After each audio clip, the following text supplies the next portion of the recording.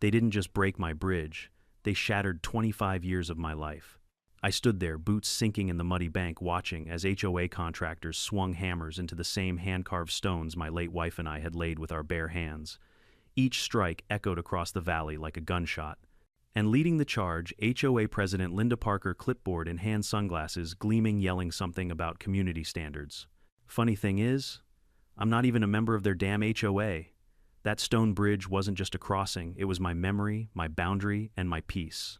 But that morning, as the last arch cracked and fell into the creek, I realized something. If they wanted to teach me a lesson, they had just enrolled themselves in a course they wouldn't survive. Before we dive into what happened next, tell me where you're watching from. Drop your location and local time in the comments. And if you love seeing HOA arrogance meet cold hard justice, make sure to subscribe, because this story only gets better from here. I've always believed that bridges tell stories, not the kind you read in books, but the kind that live in silence. Each stone, each curve, each mark of weathering carries a memory. And mine, it carried the memory of a lifetime. I built that stone bridge 25 years ago with my wife Eleanor. She was an artist, the kind who could see beauty in broken things. Back then, this land was nothing but a rough stretch of pasture along a quiet creek. We had no neighbors, no HOA, no rules, and no noise but the river's song. We mixed mortar ourselves, carried limestone blocks from the nearby quarry, and built the arch by hand.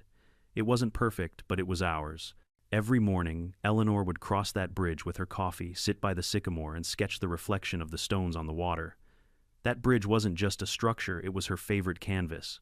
When she passed, I promised I'd never change a thing. I kept that promise for 20 years. 5 years ago, a developer bought the land across the creek, flat empty and ideal for a new gated community. I didn't think much of it at first. Progress comes, people move, and life continues. Then came the signs, Creekside Meadows, luxury living. Within a year, they paved everything, installed fences, and formed what they proudly called the Creekside HOA. I wasn't invited, and I didn't want to be. My property sat clearly outside their boundary line. The creek itself was the edge. My bridge connected to my own private gravel road that led to the county highway. No access to their side, no shared property, no obligation. But that didn't matter to Linda Parker. Linda was the new HOA president, early 50s, perfectly styled hair, always in pastel suits, like she was auditioning for a daytime courtroom show. She had a talent for control and a hunger for power. People said she'd moved from California after restructuring another HOA there, which, in plain English, meant she made everyone miserable until they sold their homes. The first time she visited, I was patching the lower edge of the bridge, replacing a cracked stone after a heavy storm. She arrived unannounced, holding a clipboard, and smiled that kind of smile that hides knives. "Mr. Harris, I presume," she said. "I'm the president of the Creekside Homeowners Association. We've received several concerns about this structure." "Structure?" I asked, looking up from my tools. "You mean my bridge? Well," she continued, "it's visible from the community walking trail, and a few residents have mentioned that it doesn't match the neighborhood's aesthetic. The stones look well rustic, maybe unsafe." I wiped my hands on my jeans and laughed softly. "Ma'am, this bridge has stood longer than your walking trail has existed, and it's on my land. So I'm afraid the HOA's aesthetic doesn't apply here." Her smile didn't falter, but her eyes narrowed just a fraction. "You'll find that community standards extend beyond mere borders, Mr. Harris. This area affects property values. Then maybe you should tell your property values to stay on your side of the creek," I said. That was our first meeting. After that, the letters started. At first, they were polite reminders. Friendly notice, bridge may be in violation of community safety codes. Then they escalated to second notice, remove unauthorized construction. Each one carried the same letterhead stamped with that smug gold HOA seal, like some mini government of tyranny. I ignored them. I'd built bridges that carried trucks heavier than their egos, and mine had county permits to prove it. But Linda didn't like to be ignored. Soon I noticed unfamiliar cars stopping by the edge of the road. Men in neon vests with measuring tools snapping photos, marking orange lines on the grass near my property markers. One of them even had a drone hovering above my bridge. I walked out, raised my hand, and yelled, "What do you think you're doing?" One of them turned, startled. "Survey work, sir. HOA expansion plans." "Expansion? You're on my land." He frowned, checked his clipboard, then pointed to a printed map. "According to this, the creek's public. The bridge falls under community easement." I took that paper and looked at it. It was an old developer's plat map from before the property was subdivided. outdated by decades. I could spot the error instantly. They had drawn the creek line about 30 feet too far north, right through my property. "You're trespassing," I said, handing it back. "And you can tell your boss this: if they touch one pebble of that bridge, they'll regret it." That evening, I drove to the county recorder's office and pulled every record tied to my land. I left with a folder, an inch-thick title deed, survey maps, tax boundaries, the original bridge permit signed in 1999. I even got an official certification from the county surveyor, confirming that my land and the bridge were entirely outside any HOA jurisdiction. A week later, I mailed Linda a copy stamped and notarized. I thought that would be the end of it. But people like Linda don't back down, they double down. At the next HOA meeting, which I wasn't supposed to hear about, but one of my kind neighbors told me Linda reportedly stood before her board and said, "That man across the creek thinks he's above the rules. We'll teach him what it means to be a good neighbor." I didn't know it then, but she meant it literally. Over the next month, they started calling the county to file anonymous safety reports. One claimed my bridge was structurally unstable. Another accused me of blocking community access to a public trail. All baseless, all thrown out, but each one took time and paperwork to dismiss. They even sent me a final compliance warning threatening daily fines of $500 if I didn't remove the bridge. I laughed so hard I nearly framed it. But deep down I started to feel uneasy. These weren't just bureaucrats, they were zealots in khakis. And zealots don't quit until they get a reaction. I remember standing on the bridge one quiet evening, sunset glowing orange on the stones. The water moved softly beneath, brushing against the moss-lined arches. For a moment I heard Eleanor's voice in my head, calm, wise, teasing. "Don't let them take it from you, Thomas," she used to say when I complained about city rules. "You built it with love, they can't regulate that." I smiled, whispering back to the air, "We'll see about that." The next morning, an envelope appeared in my mailbox, thick, official-looking. Inside was a notice of removal stamped HOA Enforcement Directive. It read, "In accordance with Section 4B of the Community Infrastructure Guidelines, all non-compliant crossings must be removed by HOA-appointed contractors for the safety and visual integrity of Creekside Meadows." I nearly tore the paper in half. I wasn't part of Creekside Meadows. My land had never been annexed, never agreed to their charter, never paid dues. This was pure overreach power play by a suburban monarch. So I did what any engineer would do. I documented everything. I photographed every letter, every map, every orange marking. I even installed a camera facing the bridge just in case. And as I reviewed those images later that night, something in my gut told me they were planning something big. The kind of thing you don't send in the mail. I didn't know it yet. But the lesson they were about to teach me would destroy more than just a bridge. It would destroy them. I used to think that paper was harmless. After a lifetime of engineering contracts, city permits, and technical drawings, I'd learned to respect documents, not fear them. But when an HOA wants to destroy you, paper becomes a weapon sharper than any blade. It started with what I called the paper war. Almost every week, a new envelope appeared in my mailbox. Each one thicker, louder, more ridiculous than the last. Notice of violation, notice of fine, final warning. They were all printed on glossy letterhead with the HOA crest, a golden oak leaf that looked like it belonged on a cheap wine bottle. One notice accused me of constructing an unapproved structure that obstructs community waterways. Another claimed my property disrupts the neighborhood's cohesive landscape aesthetics. One even said, "My use of river stones does not meet approved design palette." I almost choked on my coffee reading that one. I didn't even live in their damn neighborhood. Still, I decided to play it calm. I wrote back once very politely explaining that my land was privately owned outside the HOA's jurisdiction with county permits to prove it. I enclosed copies of every legal document thinking that would end the nonsense. It didn't. 2 weeks later, I woke up to the sound of spray cans hissing near the creek. I walked outside and froze. 4 men in orange safety vests were painting red lines along my fence posts, then walking toward my bridge. The sound of the paint shaking that metallic rattle still makes my jaw tighten. "Hey," I shouted. "What are you doing?" The nearest worker looked up. "Survey work, sir. Just marking the community boundary." The community boundary. I stepped closer. "This is my property line, and that's my bridge." He pulled a folded map from his vest pocket, smudged with dirt and creases. "According to HOA records, this section's been designated as community access terrain." I snatched the paper, my pulse hammering. The map was ancient, dated nearly 30 years ago, from when the land across the creek was still farmland. The creek's path had shifted slightly over the years, carving deeper into their side. But whoever had drawn this map hadn't updated it since the 1990 seconds, and conveniently their version showed the creek about 20 feet further south, right through the center of my bridge. A boundary line error, a tiny mistake, or maybe a convenient one. "You're using an invalid map," I said, firmly handing it back. "That land is mine, and the county confirmed it." He shrugged, stepping back. "Talk to the HOA, sir. We're just following orders." "Yeah," I muttered, "so were half the people in history who got sued for trespassing." That afternoon, I drove back to the county recorder's office with the bogus map in hand. The clerk, a young guy named Brian, looked it over, eyebrows raised. "Oh wow, this map's not even digital. That's an old developer draft. See here." He pointed to the corner of the document. "It says preliminary planning, not final. They can't use this for anything legal. Tell that to the woman across the creek," I said. "She thinks it's gospel." Brian printed me a certified boundary map with my name, parcel number, and GPS coordinates highlighted. "There," he said. "Black and white proof that your bridge sits entirely on private land. Keep this somewhere safe." "Oh, don't worry," I said, folding it carefully. "I'm thinking of framing it." For a while things went quiet. No more letters, no more paint. I almost thought they'd given up. Then came the drone. One afternoon, while I was sanding the railing on the bridge, I heard a faint buzzing overhead. I looked up. A small, black drone hovered above me, camera blinking red. It circled the bridge twice, then zipped toward the HOA side. I waved a wrench at it like some kind of angry scarecrow. "You're trespassing too, buddy." That night, the HOA website posted a new article titled "Unsafe Private Construction Threatens Community Creek Access."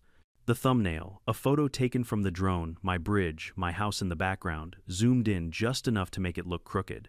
I couldn't believe it. They'd turned a hand-built memorial bridge into a public menace. A few neighbors from across the creek, good folks not part of the HOA board, called to apologize. "Thomas, we saw what they posted. We know you're not part of this mess." One of them, a retired teacher named Mark, even whispered, "Between you and me, half the community hates Linda. She's power-hungry. Always looking for someone to bully. Guess you're her next project." He wasn't wrong. 3 days later, I came home to find a bright yellow paper nailed to the wooden post at the end of my driveway. It read, "HOA Enforcement Notice. Immediate removal of non-compliant bridge required. Failure to comply may result in administrative penalties and forced removal." I stared at it, jaw clenched, hands shaking. The bridge stood quietly behind me, lit by the setting sun. Still beautiful, still strong, still mine. That night I couldn't sleep.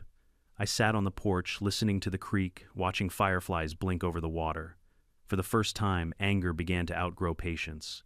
I wasn't just dealing with a mistake, this was harassment. They wanted control. They wanted obedience. I thought of Eleanor again. She'd always said that people who crave control usually fear chaos, and nothing scares them more than someone who can't be controlled. The next morning, I sent a formal cease and desist letter, certified mail, addressed directly to the HOA board. I included the county survey map, my title deed, and the environmental permit for the original bridge. I even highlighted the section stating property is privately owned and outside all municipal or HOA jurisdiction. I ended it with one line: "Any further attempt to trespass or alter my property will be treated as criminal destruction and reported to county authorities." 2 days later, I received an email from Linda herself. It began with fake politeness and ended with venom. "Mr. Harris, we appreciate your passion for your property. However, Creekside Meadows operates under the principle of community visual integrity. As your bridge directly affects neighborhood views, we reserve the right to intervene to preserve our shared environment. Kindly remove the structure by the end of the month to avoid escalation. Sincerely, Linda Parker, HOA President." I laughed out loud. Visual integrity, what kind of phrase was that? Still, something in her tone felt final. At that point, most people would have called a lawyer. I didn't, not yet.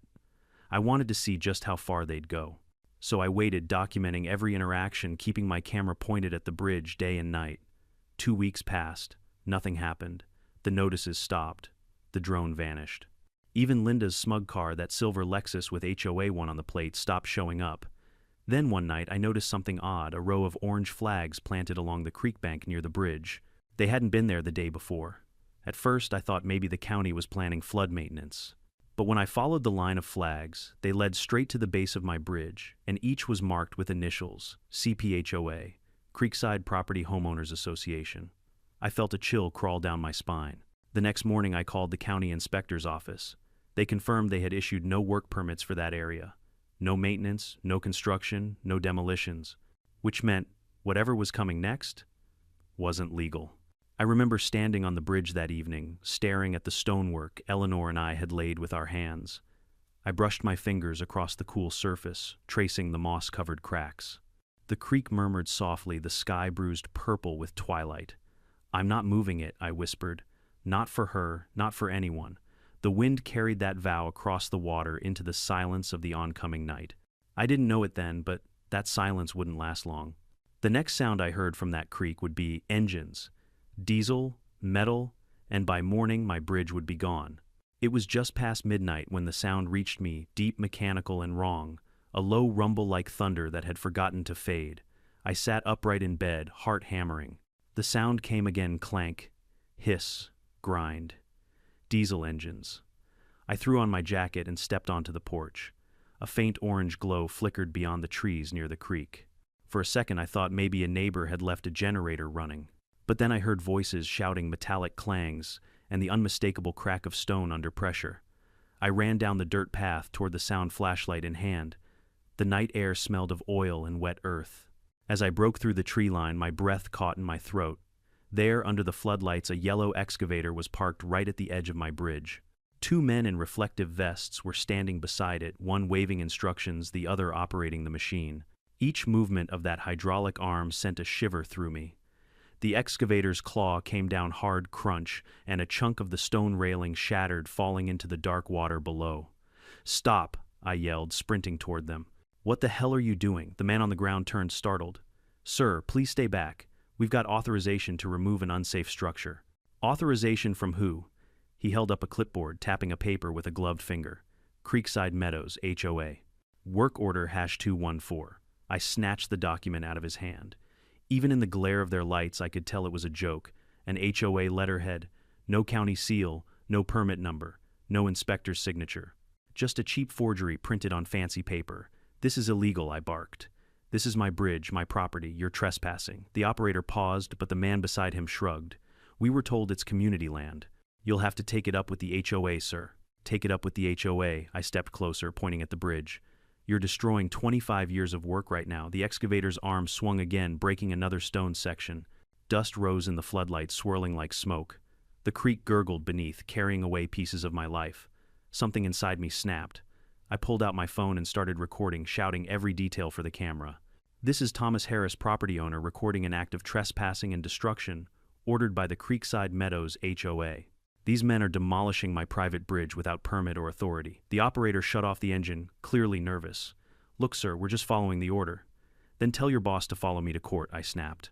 That's when I saw her.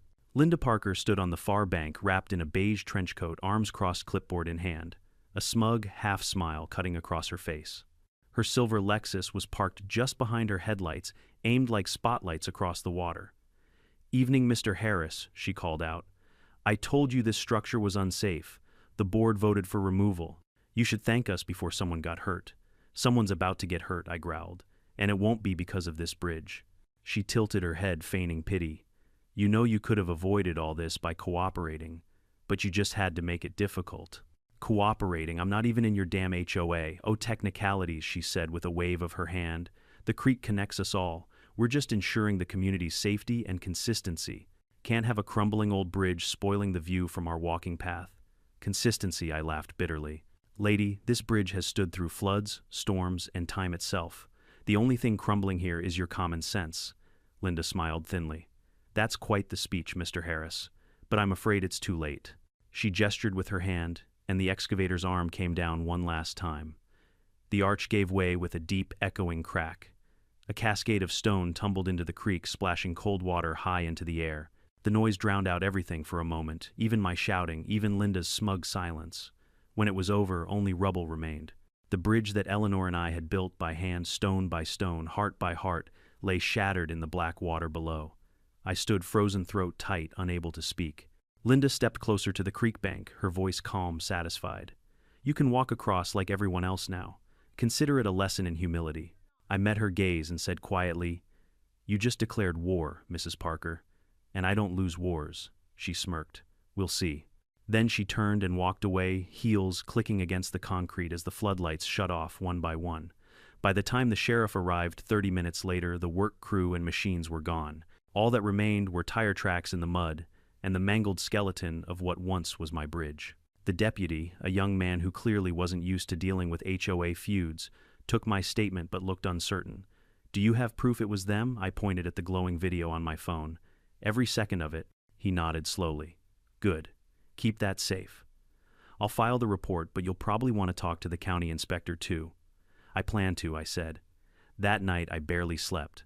I sat on the porch until dawn watching the mist rise from the creek. Every time I closed my eyes, I saw Eleanor's face the way she used to brush dust from the stones while humming under her breath. She loved that bridge. It was our promise to each other that we could build something that lasted, and now it was gone. By sunrise, I wasn't angry anymore. I was focused. I grabbed my old drafting board, rolled out a fresh sheet of paper, and began to draw. Years of engineering training returned like muscle memory. I sketched the shape of a new bridge, stronger, higher, unbreakable, every measurement precise, every line sharp. This wouldn't just be a rebuild, it would be a statement. While I worked, I called an old friend, Mark Jennings, a retired county civil inspector. "Mark, it's Thomas. I need an assessment report on a demolished private bridge, environmental impact, structural loss, the works." He sighed. "What happened this time, Thomas? The HOA happened," I said flatly. Mark whistled. "Oh boy. That woman again, yep. And this time she went too far." He promised to come by the next day. In the meantime, I contacted the county environmental agency. They confirmed that any demolition involving creek structures required a special environmental permit, which the HOA definitely didn't have. Even minor disturbance of a waterway could result in tens of thousands in fines. A small smile crept across my face. "Guess who just opened a new floodgate?" I muttered. Later that afternoon, as I walked down to the ruined bridge, I noticed something glittering among the stones. A metal tag, likely from the excavator. Stamped on it were the letters Parker Construction Group, Linda's last name. It hit me then she hadn't just ordered the demolition, she'd profited from it. Her brother, Richard Parker, owned the very company that did the job. HOA money, private benefit, illegal destruction. It was a perfect trifecta of corruption. That evening I stood where the bridge had been and recorded a new video. My voice was steady cold. "Linda Parker and the Creekside Meadows HOA have illegally destroyed my private property. They forged documents, trespassed, and damaged a protected creek. But here's the thing about bridges: when you tear one down, you can't control what flows through afterward. You started this. I'll finish it." I uploaded the video online. Within hours, it began to spread. Local news outlets picked it up. The headline read, "HOA destroys private stone bridge in community aesthetic dispute." By midnight, the story had thousands of comments. Some were furious, others amused, but nearly all agreed on one thing: the HOA had gone too far. For the first time in months, I slept. Not peacefully, but with purpose. Tomorrow, I'd start rebuilding. Not just the bridge, but my case. And when I was done, Linda Parker wouldn't just lose her title. She'd lose everything built on lies. By morning, the story had spread farther than I ever imagined. My inbox was flooded with messages, some from sympathetic neighbors, others from people across the country who had fought their own HOA nightmares. One headline on a local blog read, "HOA president orders demolition of man's private bridge, claims it was for aesthetic uniformity." For the first time, I felt a bit of wind at my back, but I knew sympathy wasn't enough. I didn't want pity, I wanted justice. Mark Jennings, my retired inspector friend, arrived just before noon. His pickup truck rumbled down the dirt road, toolbox rattling in the back. He stepped out, adjusted his cap, and whistled low when he saw the wreckage. "Good Lord, Thomas," he said, kicking at a pile of broken stone. "They really did a number on it." "Yeah," I muttered. "They call it community improvement." He crouched down, flashlight in hand, examining the debris like a detective at a crime scene. "You said they didn't have a permit, no county record, no environmental clearance, just a fake HOA work order." He shook his head. "Then they're in deep trouble. You can't so much as pull a weed near a waterway without 3 signatures and a permit number. Destroying a bridge, that's an environmental violation, plain and simple." I handed him the tag I'd found, Parker Construction Group. He turned it over, eyes narrowing. "Well, would you look at that? Conflict of interest written all over it." He stood and pulled out his camera, taking detailed shots of the collapsed structure. "You said you built this yourself, right, 25 years ago? Every stone by hand." "I have the original blueprints and county approval." He smiled grimly. "Then you've got them cornered. The only thing stronger than a bridge built by an engineer is an engineer with evidence." While he worked, I started making calls, first to the county zoning department, then to the Environmental Protection Office. Each one confirmed the same thing. There were no permits issued for demolition in my area, none. That meant Linda Parker and her HOA had just committed multiple violations, trespassing, destruction of private property, and illegal disturbance of a protected creek. I printed out every email and report.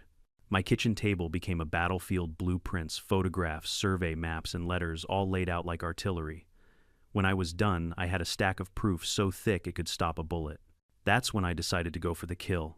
The next morning, I drove into town, straight to the County Office of Land Records.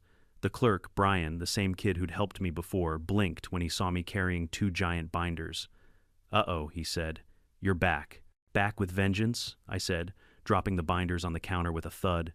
"I need certified copies of everything you've got on parcel 214B, including the historic plat maps, waterway boundaries, and all revisions from 1990 onward." He whistled. "That's a lot of paperwork, Mr. Harris." "Good," I said, "because this time I'm not just defending my bridge, I'm going after theirs." He printed everything. Dozens of pages later, I noticed something strange. On one of the earliest maps, the one the HOA had been using, there was a faint handwritten note at the bottom corner: boundary adjustment, pending county approval. But when I flipped to the following year's map, that adjustment was gone. Rejected. The creek boundary had officially been moved back north, confirming my property line beyond doubt. So why had the HOA acted like the old map was still valid? Then I saw the answer. The HOA's developer, Parker Development LLC. Linda's family again. They weren't just running the HOA, they built it. Her father had been the original developer. Her brother ran the construction firm. Her husband managed the landscaping contracts. It was one big, shiny, nepotistic empire dressed up as community service. And they'd used those old, outdated developer maps to justify stealing land for years. It was bigger than just my bridge. I realized with a cold chill my property wasn't the first they'd tried to claim. I called my neighbor Mark, the retired teacher. He picked up instantly. "Thomas, you won't believe this. I just got an HOA letter claiming part of my backyard encroaches on community space. They want me to move my fence." "Don't move a damn thing," I said. "They're running a scam." I explained what I'd found, and he whistled. "That's criminal. You gonna take it to court?" "Court? Oh, I'll take it further than that." That night, I started compiling a full report. I used every trick I'd learned in my career: clean formatting, chronological order, reference numbers. By dawn, I had a 47-page dossier titled "Unauthorized Demolition and Boundary Misrepresentation, Creekside Meadows HOA." It wasn't just evidence, it was an indictment. I sent digital copies to the county attorney's office, the local news station, and the state environmental agency. Then, just to twist the knife, I sent one to the HOA's official email with the subject line, "For your records," before the records become public. Within an hour, I got a reply, not from Linda, but from her lawyer, Mr. Harris. "The Creekside Meadows HOA strongly denies any wrongdoing. Any claims you make publicly will be considered defamation. We urge you to cease further contact." I laughed out loud. Defamation. You demolished a bridge on camera. Mark, the inspector, came by later that afternoon with his official report. "Here," he said, handing it to me. Filed and notarized. "Estimated damage $92,000, not including environmental restoration." "Beautiful," I said. "That'll do." He chuckled. "What's your next move, Patience?" I said. "Let them stew in it for a while." And stew they did. A few days later, I heard through the grapevine that the HOA board was in chaos. Several members were furious that Linda had authorized a demolition without a formal vote. Others were panicking because residents were starting to demand answers about missing funds. Apparently, the HOA's maintenance budget, the one that had paid for the excavator, came from resident dues, meaning every homeowner was now unknowingly part of an illegal act. The whispers grew louder. One evening, while I was cleaning debris near the creek, a woman approached from the other side, a homeowner from Creekside. Her name was Emily. "Mr. Harris," she said softly, "I'm sorry for what happened. We didn't know she ordered that. She told us it was county mandated." I nodded. "She lies easily, doesn't she?" "She does," Emily said. "She's been running this place like her personal kingdom. But after what she did to your bridge, people are talking. Some want her gone." "Then give them something to talk about," I said, handing her a printed copy of my report. "Page 12. Read it out loud at your next meeting." She took it carefully, like I'd just handed her a live grenade. By the end of that week, local reporters were camping outside the HOA's gates. Questions surround HOA's demolition of private structure, the news anchor said. President Linda Parker declines to comment. Declines to comment, those are the 4 words every guilty person hides behind. And still, I wasn't done. I decided to go one step further. I submitted a civil claim for damages citing illegal demolition, environmental contamination, and property trespass. The sheriff's report marks assessment, and every video I'd recorded became evidence. The county court accepted the case immediately. When the summons was served to the HOA office, Linda's empire began to crumble. Residents started showing up at her house demanding to see the books. Someone leaked financial statements online, revealing payments made from HOA funds directly to Parker Construction Group. Within days, the story had gone viral. HOA corruption, nepotism, destruction, and deceit, all tied neatly together with Linda's name on top. The woman who wanted to teach me a lesson was now the subject of a county investigation, a civil lawsuit, and a media firestorm. As I sat on the creek bank that evening, watching the water carry away the last bits of broken stone, I realized the tide had turned. For months, I had been the one defending my bridge. But now they were the ones trying to hold theirs together. And I wasn't done building yet. There's a certain satisfaction in building something the right way, stone by stone, inch by inch. It's slow, deliberate, and permanent. Revenge, as it turns out, works the same way. I'd spent a lifetime designing bridges, but this time I was designing justice. Every piece of evidence, every photograph, every signature was a foundation block. And when it was all in place, I'd build something that even Linda Parker couldn't tear down. But first I wanted to rebuild the bridge itself. The county had officially recognized my demolition claim.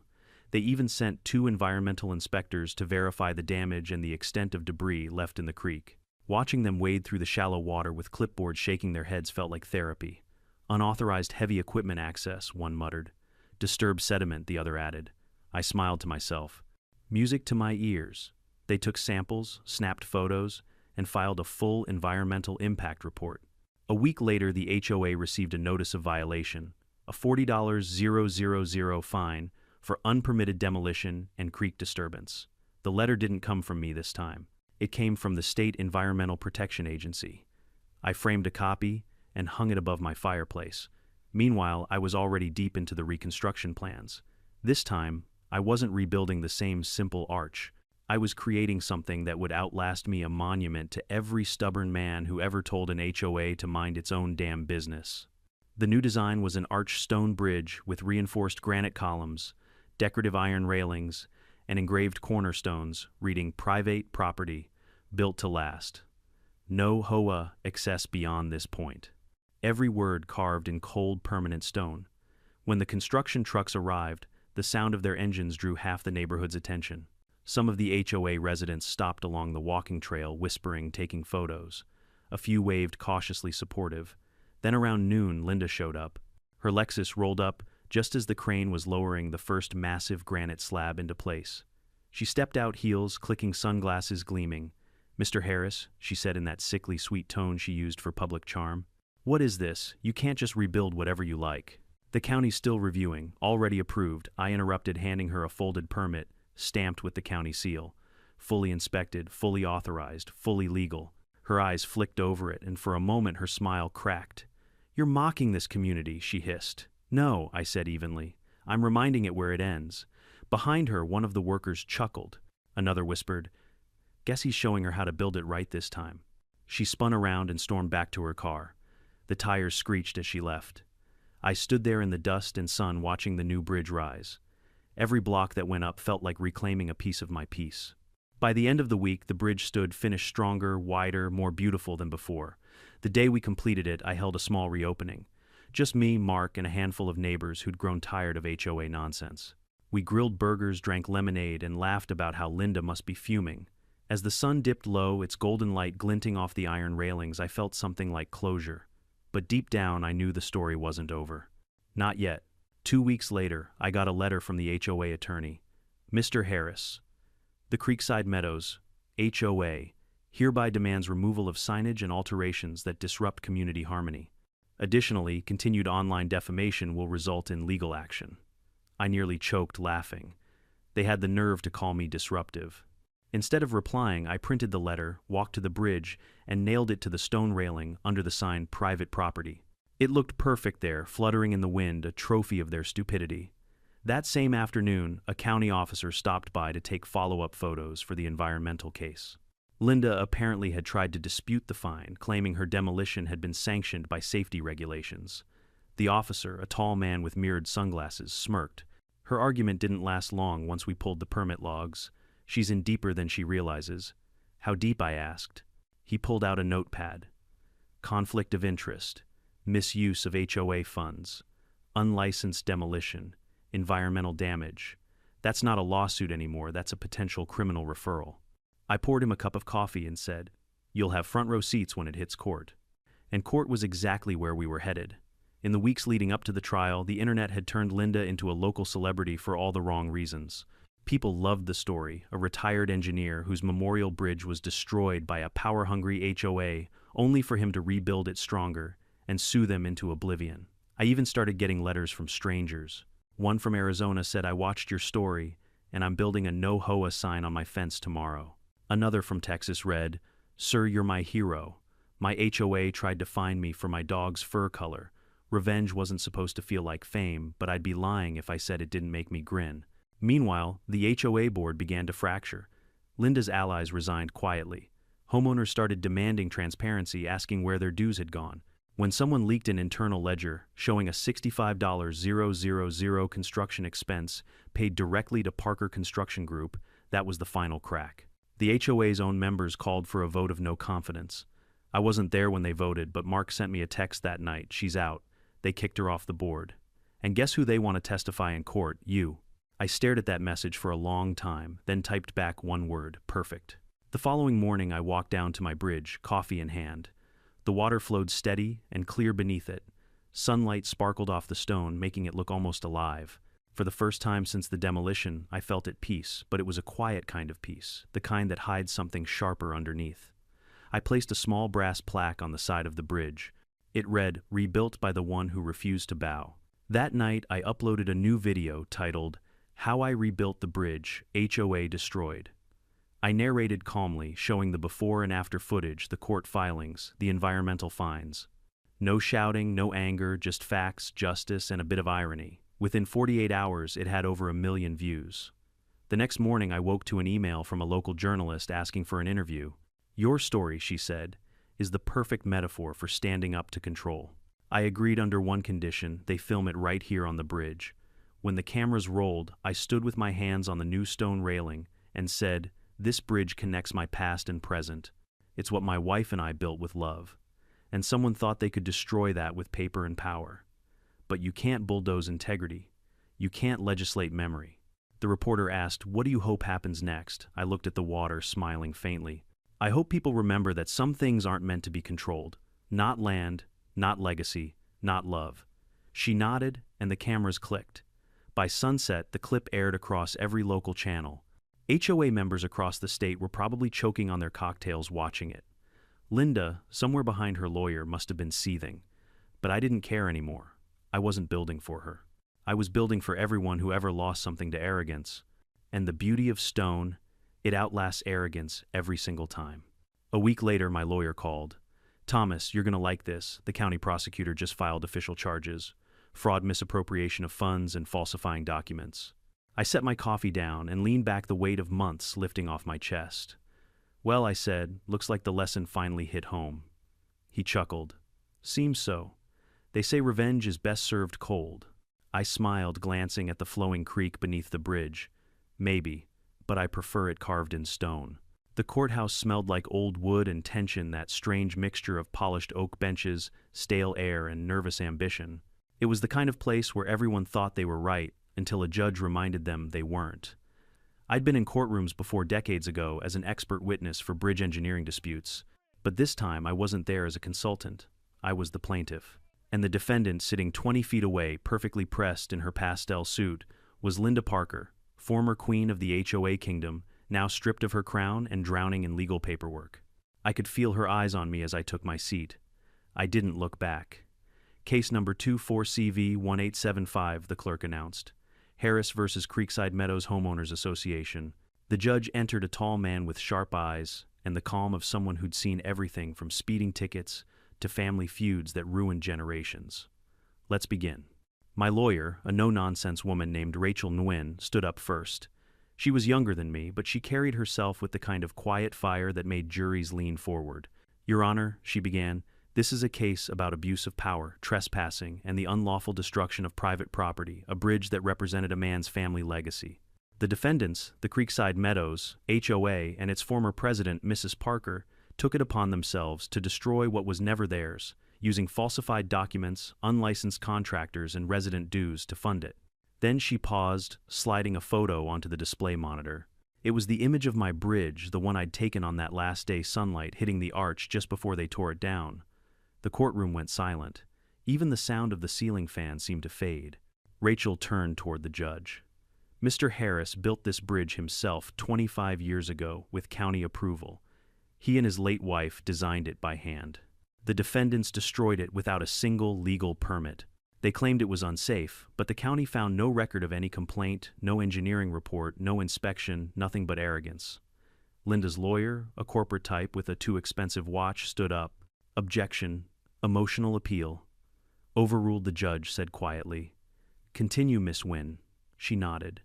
"The HOA's justification was based on an outdated developer map, one that's been invalid for decades. Even worse, the demolition was performed by Parker Construction Group, a company owned by Mrs. Parker's brother. That's not community service. That's corruption." The defense attorney stood. "Your Honor, if I may." "Sit down, Mr. Coleman," the judge interrupted. "You'll have your turn." Then came the evidence. Rachel called my friend Mark, the retired inspector, to the stand. He spoke with the calm authority of a man who'd spent his life enforcing rules fairly. "The demolition was unpermitted, unsafe, and illegal," he said, holding up his report. "No authorization from the county, no environmental clearance, no notice to the property owner." Coleman tried to twist his words. "Mr. Jennings, isn't it true that sometimes old bridges can pose risks to community safety?" Mark smirked. "Sure, but not this one. It was safer than half the roads your HOA pays to maintain. I inspected the remains myself, structurally sound before demolition." The gallery chuckled softly. The judge smiled behind his glasses. Next, Rachel played the video I'd recorded that night. The lights dimmed, and the sound of engines filled the room. There I was on screen shouting over the noise. "This is my property. You're trespassing." The excavator arm slammed down, shattering the stones. Then, clear as day, the camera caught Linda Parker standing on the far bank, clipboard in hand, watching the destruction. When the video ended, Rachel simply said, "Your Honor, this isn't speculation. It's evidence." Linda's lawyer jumped up. "That footage was obtained under emotional duress." My client, the judge, raised a hand. "Mr. Coleman, please stop before you embarrass yourself further." The court recognizes the authenticity of the video. I couldn't help but smile. When Linda finally took the stand, the air in the room changed. She walked slowly, shoulders, stiff face painted with the kind of self-righteous composure that only the guilty seem to master. Rachel wasted no time. "Mrs. Parker, can you explain why Parker Construction Group, your brother's company, was paid over $65,000 from HOA funds for this demolition?" Linda cleared her throat. "The board authorized it." "Do you have meeting minutes showing that authorization?" We didn't take minutes that day. So no record of approval." Silence. Rachel smiled. "One more question. Did you ever obtain a county demolition permit?" Linda hesitated. "We believe the HOA's internal authorization was sufficient." The judge leaned forward. "Mrs. Parker, HOA authorization does not override county law." "Surely as president you knew that." Linda's lips twitched. "I was acting in the community's best interest." Rachel stepped closer. "Whose community, Mrs. Parker? Because the land you destroyed didn't belong to you. It belonged to me." She pointed to me sitting at the plaintiff's table. The moment hung heavy in the air. The judge turned to Linda. "Answer the question directly." Linda's voice trembled. "I may have misunderstood the boundaries." Rachel handed her the certified survey map, the same one I'd used months earlier. "You misunderstood a 30-year-old map because it suited your goals." "That's not confusion. That's convenience." When the testimonies ended, the courtroom felt electric. Even the spectators, reporters, residents, and a few curious HOA members leaned forward waiting for the verdict.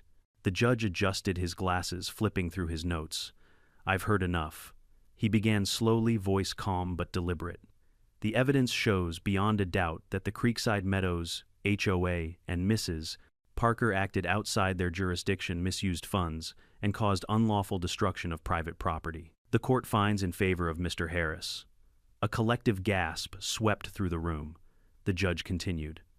The defendants are hereby ordered to compensate Mr. Harris for the full value of the demolished structure, $92,000, plus triple damages for willful misconduct and emotional distress totaling $276,000. Additionally, the HOA will be responsible for all environmental fines imposed by the state. He paused, then added with a faint smile, and, Mrs. Parker, you are personally barred from serving on any homeowners association board in this county again. Ever. Linda's mouth fell open. The sound of camera shutters filled the silence. Reporters scribbled notes like it was Christmas morning. For the first time since this nightmare began, I exhaled. Rachel patted my shoulder. Congratulations, Thomas. That's one hell of a bridge you built in court and out, I chuckled. Couldn't have done it without you. Outside the courthouse, the sunlight felt different, warmer, cleaner, like the air after a storm. A crowd had gathered, neighbors, reporters, even a few ex-HOA members who'd voted Linda out. Someone clapped. Then another. Before long, the whole group was cheering. A reporter thrust a microphone at me. Mr. Harris, what do you have to say to the people watching this story? I smiled, looking straight into the camera. You can tear down stone, but you can't tear down truth. That bridge was built on solid ground, and so was this case. Applause broke out again. I turned and walked toward my truck, the courthouse fading behind me. As I drove home, the radio played a news segment about the case. Words like landmark victory and HOA accountability floated through the speakers. I couldn't help but grin. When I reached the creek, the late afternoon light danced across the new bridge. I parked, got out, and just stood there for a while, hands in my pockets, wind in my hair, the steady sound of water rushing beneath. Across the water, the once busy HOA trail was quiet. The signs they'd installed, community viewing area, shared creek access, had all been taken down. I walked to the center of my bridge, the spot where Eleanor used to sit and sketch. The sunlight caught the engraving on the side, private property, built to last. I ran my fingers over the letters and whispered, "We did it, Ellie." Somewhere between the sound of the water and the whisper of the trees, I could almost hear her laugh again. 2 days later, a county truck arrived to remove the last of the debris from the creek part of the court's order. The officer in charge saluted me before leaving. "Good to see justice built strong, sir," I smiled. "That's the only kind that lasts." That night I uploaded one final video, a slow montage of the trial footage, the rebuilt bridge, and the sunset over the creek. The caption read, "They destroyed my bridge to teach me a lesson." Now, the world knows who really failed the test. By morning, it had 1 million more views. And for the first time in a long time, I slept soundly, not because the fight was over, but because my bridge finally stood where it belonged. On solid ground. They say time heals everything, but I don't think that's true. Time doesn't heal. It just gives you enough distance to see what was worth hurting for. 3 months after the verdict, the creek looked alive again. The county had cleared the debris, regraded the banks, and replanted willows where the old soil had been torn apart. The new bridge, my bridge, stood firm and unshakable, its granite surface gleaming in the afternoon light. Every time I crossed it, I felt the same quiet satisfaction I used to feel walking with Eleanor hand in hand, the stones humming softly under our feet. But this time it meant something different. It wasn't just a passage over water anymore, it was proof. Proof that truth, patience, and a bit of stubbornness can outlast even the loudest bullies with clipboards. The county sent me a final update. The HOA had paid every cent of the damages. The fine for environmental violations had nearly bankrupted them. Residents voted to dissolve the old board entirely and start fresh under a new charter. Linda Parker, meanwhile, had vanished. Rumor had it she moved to Florida, where, according to one particularly gleeful local reporter, she tried joining another HOA and was promptly rejected once her name popped up in the news archives. Justice has a sense of humor. One quiet morning, as I was sipping coffee on the porch, I heard a car pull up by the fence. It was Emily, the HOA resident who'd helped leak the truth. She stepped out carrying a box of homemade muffins and a small envelope. "Morning, Mr. Harris," she said. "Or should I say our local legend?" I chuckled. "Don't start that. I'm just a stubborn old man who likes his rocks where he left them." She smiled, handing me the envelope. The new board wanted me to deliver this personally. Inside was a letter signed by all the current HOA members. "Dear Mr. Harris, we, the residents of Creekside Meadows, wish to formally apologize for the events that led to the destruction of your bridge. Many of us were unaware of what truly happened until your courage made it clear. You reminded us that leadership without accountability isn't leadership at all. You have our respect and our gratitude.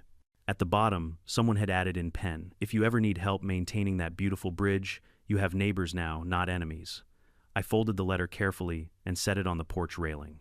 For the first time, I actually believed them.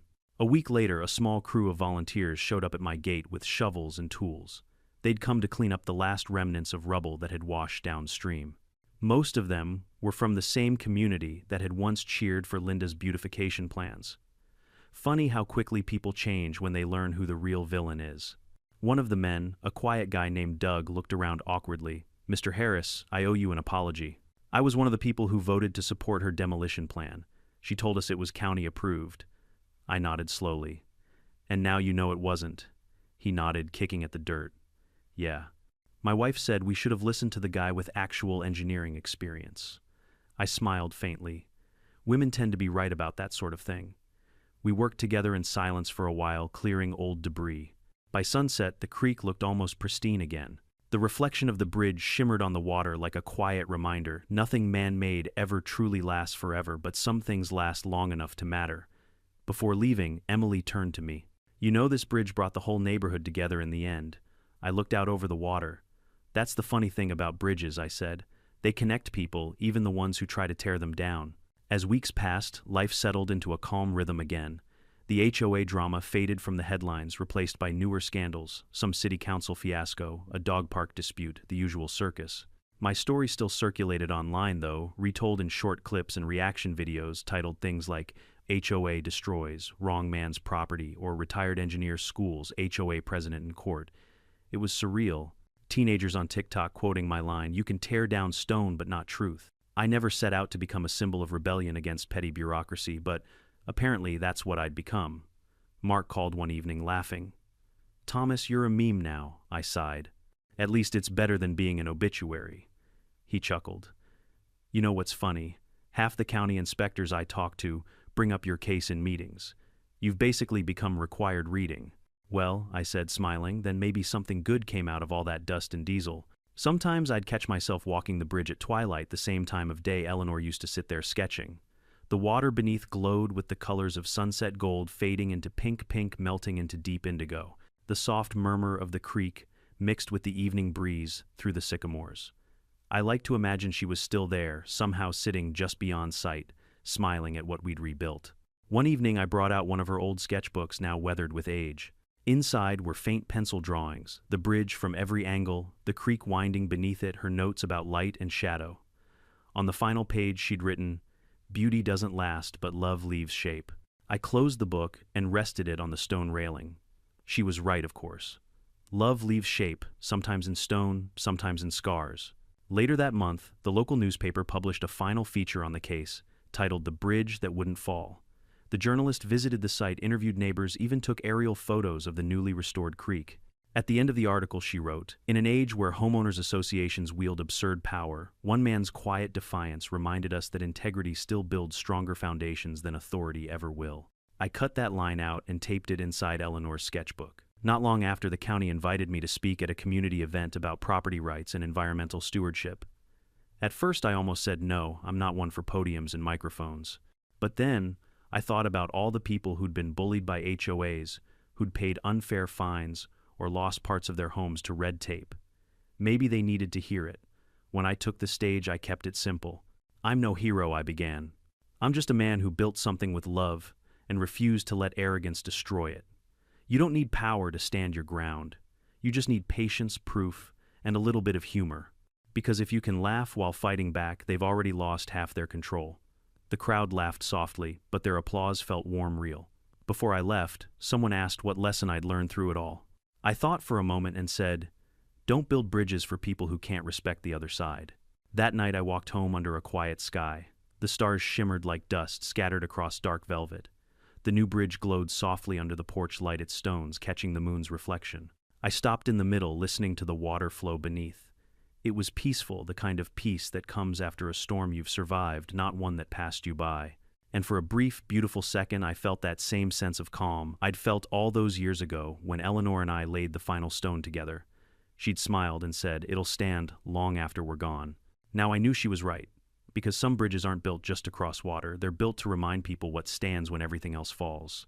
Sometimes standing your ground doesn't mean shouting the loudest, it means knowing when to let truth do the talking. People like Linda Parker will always exist, small minds with big clipboards. But no matter how much noise they make, they can't change what's solid. Whether it's stone evidence or integrity, if it's built right, it lasts. So the next time someone tells you to tear down what you built, remember this story. Hold your ground. Protect what's yours. Because in the end, justice isn't handed to you, you build it one stone at a time. Now it's your turn.